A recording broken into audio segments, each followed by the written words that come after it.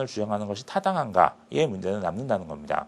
그런 차원에서 이것을 좀 더 능동적으로 생각할 수 있는, 생각하는 방향이 필요한 것은 아닌가, 이런 문제 제기를 해봅니다. 결국 보편적 윤리가 있을 수도 있고 없을 수도 있습니다. 자, 그런데 어쨌든 간에 우리가 이 세계와 시대를 함께 살아가면서 보편적 윤리가 요청되고 있는 것은 아닐까요? 자, 무슨 얘기냐? 자, 어쨌든 이렇게 밀접하게 살아가는 과정 속에서 쟤는 쟤네의 기준으로, 나는 나의 기준으로만 살아갈 수는 없습니다. 함께 살아갈 수 있는 규범이 있어야지 갈등 없이 서로 협력 관계를 맺으면서 살아갑니다. 결국 인간은 협력 관계 속에서 살아가는 존재입니다. 관계적 존재예요.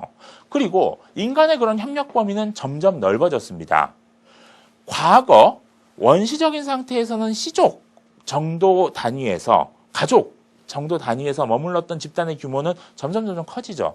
부족 단위로, 그리고 국가 단위로, 국가의 규모도 점점 커지고, 이제는 EU와 같은 국가 공동체가 나타나게 되고, 그리고 또한 전 세계가 하나가 되는 그런 공동체를 이루어가는 그러한 협력 범위의 확대를 추구해 갑니다. 그것이 우리 인간이 더 잘 살기 위해서 선택한 방향이죠.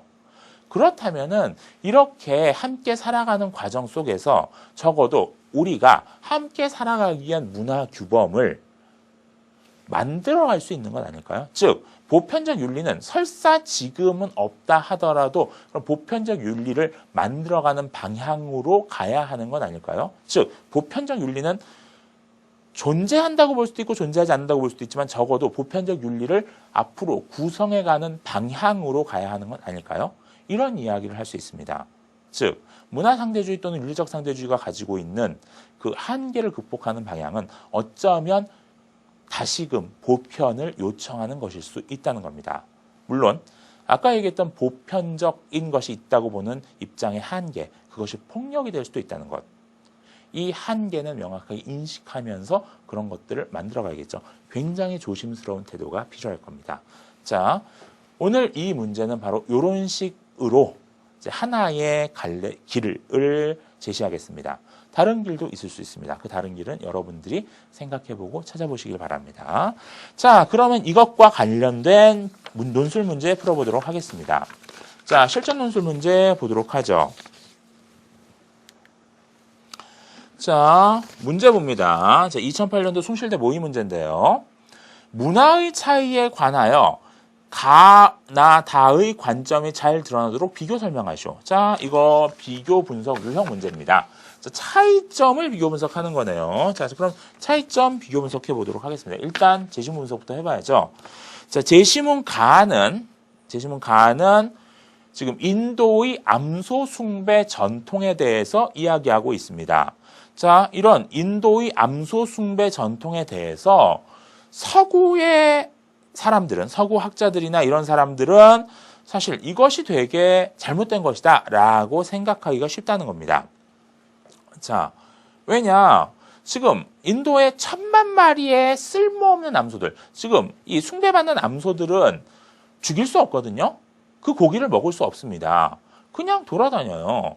그럼 이거 그 암소들 대신 다른 동물들을 키우면 훨씬 더 효과적으로 살아갈 수 있는데, 효율적으로 살아갈 수 있는데 왜 그러고 있지? 라고 서구의 농경학자나 이런 사람들은 답답해한다는 겁니다. 그래서 두 번째나 세 번째 줄 이런 얘기 나오죠. 암소 숭배 전통 때문에 농업 능률이 저하되고 있다. 이런 생각 충분히 할 수 있죠. 자, 그래서 이제 이런 관점에서 보면, 이런 서구인들의 관점에서 보면은 인도의 암소 숭배 전통은 결국은 야만의 상징처럼 인식될 수 있다는 겁니다. 아, 걔네가 뭔가 열등해서 그러한 문화를 계속 지키고 있는 거야. 아, 빨리 깨우쳐야 될 텐데, 이 야만으로부터 벗어나서 우리처럼 살아야 될 텐데, 이런 식으로 생각하기 쉽다는 거예요. 그런데 그것에 대해서 여기서는 비판합니다. 무슨 소리? 이것은 그렇게 비효율적인 것이 아니야 라고 이야기하는 거죠. 왜? 자, 거기 숫소에 대한 예가 나오죠. 자, 암소는 많지만 숫소는 상대적으로 귀하다. 자, 이것에서부터 문제를 풀어갑니다. 자, 인도인들에게 소는 굉장히 중요해요. 왜? 농사를 지어야 되니까는. 어쨌든 인도인들의 숫자는 굉장히 많습니다. 많고 그들이 먹고 살아야 하는데 그들이 먹고 살기 위해서 농사를 짓는데 이 소는 굉장히 중요한 농기구 역할을 합니다. 자, 그런데 이 농기구를 어쨌든 생산해야 되잖아요. 소가 있어야 됩니다. 숫소가 있어야 되는데 그 숫소를 생산하는데 결국 암소가 그 생산 공장 역할을 한다라는 이야기를 합니다. 결국 이 숫소는 농사 및 운송 수단으로 사용되는데 그 숫소를 생산하는데 중요한 역할을 합니다. 그래서 암소를 함부로 죽여버리면, 그래서 암소의 수가 줄어들면은 그에 따라서 숫소의 수도 줄어들고 그에 따라서 농사가 원활하게 이루어지지 않을 수 있다는 겁니다. 거기에 플러스 자, 고기를 먹지 않을 뿐이지 사실은 암소는 사람들의 삶에 중요한 많은 것들을 생산해냅니다. 일단 배설물, 똥.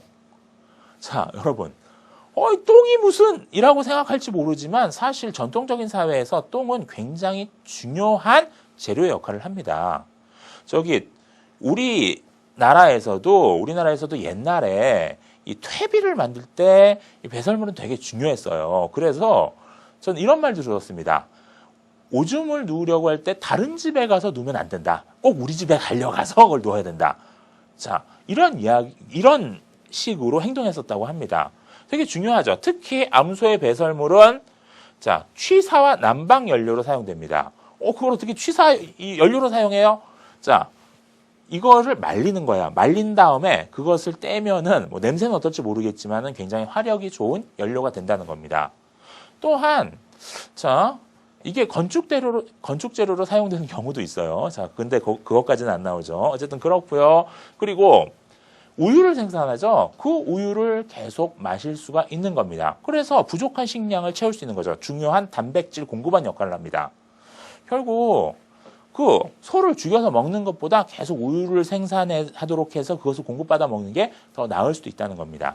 결국 지금 요 제시문에는 안 나오는데 이 제시문이 나오는 책의 다른 부분에 보면은 만약에 소를 싹 없애고 암소 숭배 같은 전통 다 없애고 서구식으로 이 농업 환경을 바꾸면 인도는 이 많은 인구를 지탱할 수 있는 농업 생산성을 유지할 수가 없다라는 이야기가 나옵니다.